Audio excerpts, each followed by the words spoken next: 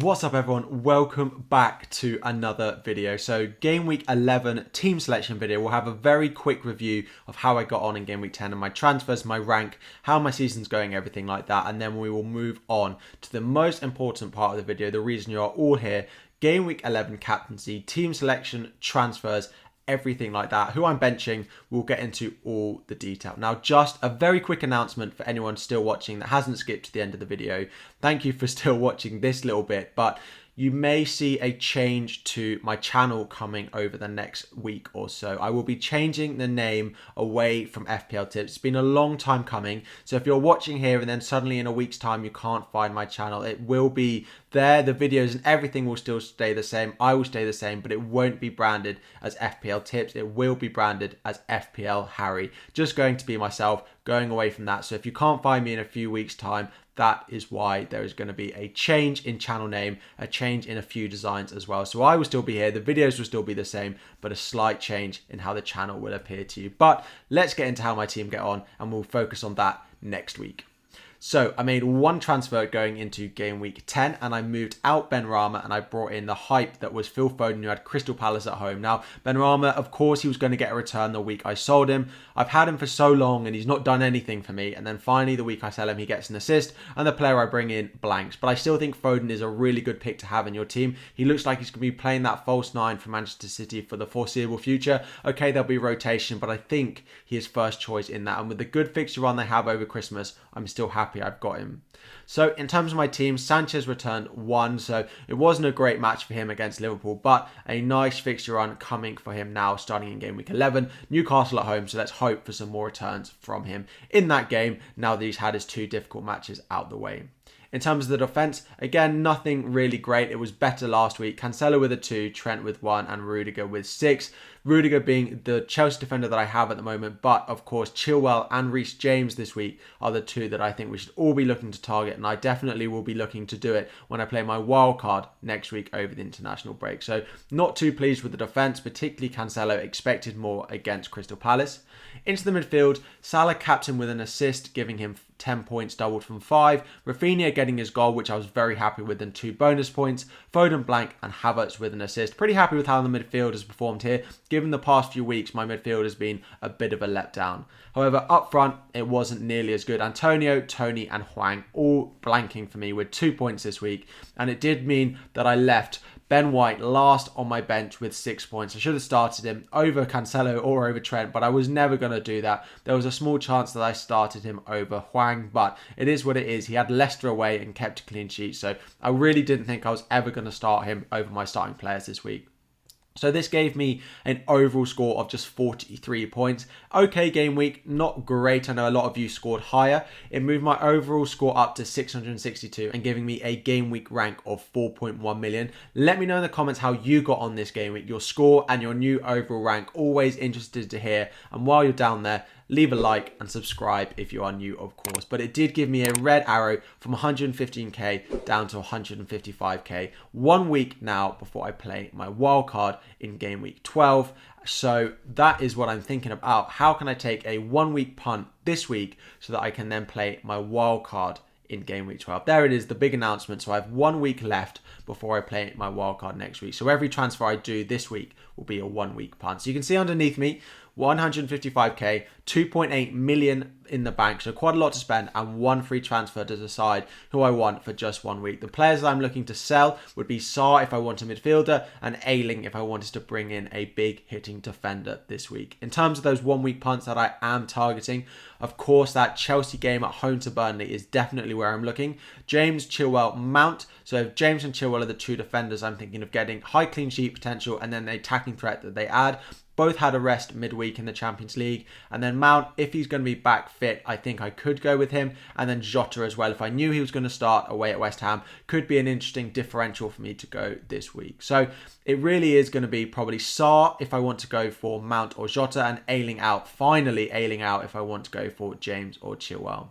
So with that in mind, let's have a look at how my team could line up for game week 11.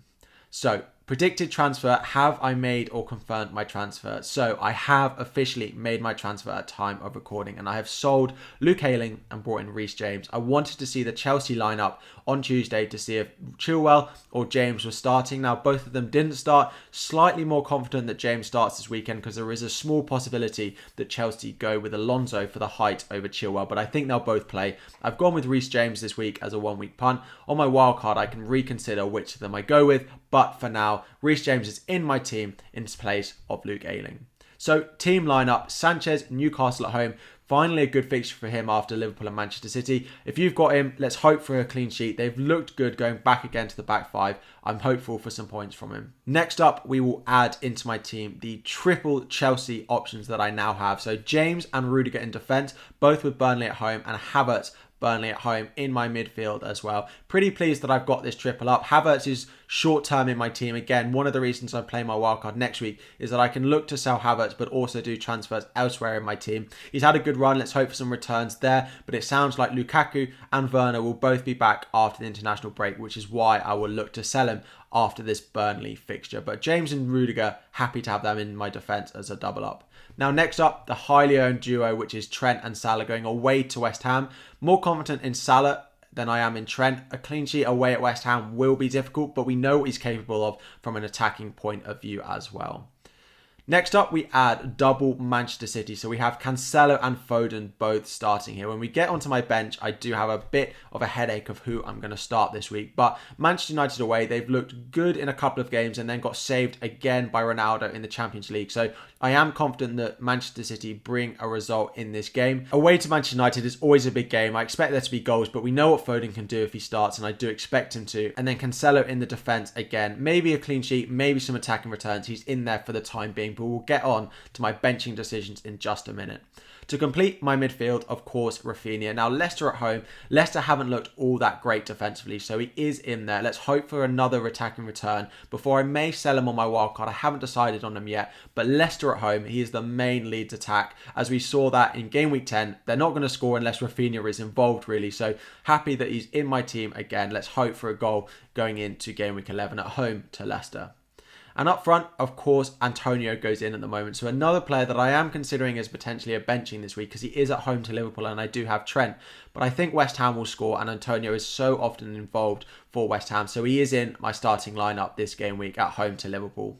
And finally, of course, Ivan Toney in up front for me. Norwich at home, there's no chance he goes on my bench. He's been a bit disappointing since I brought him in, and I'm sure a lot of you with either Toney or Mbeumo in your team as well from Brentford are a little bit disappointed by what we're getting. Norwich at home is definitely the game that we can look to get some returns. If they don't get a return this week, then I may sell next week on my wildcard, but Toney at home to Norwich is the plum fixture that you definitely want.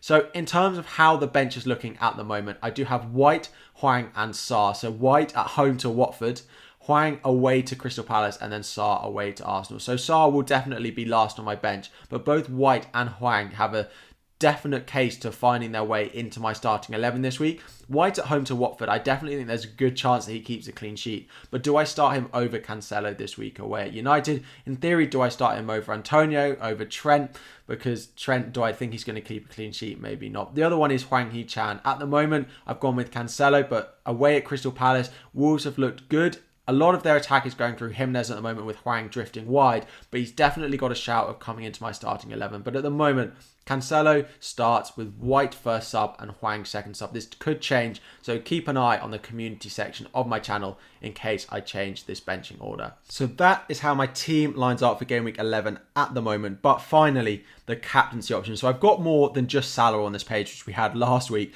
Salah away to West Ham, but Havertz and James have also got to be contenders at home to Burnley. Havertz hasn't impressed me that much the last few games, and he's played a lot of minutes. So I don't think he'll be benched, but there is a chance he's a little bit tired and maybe not firing as much as he could do.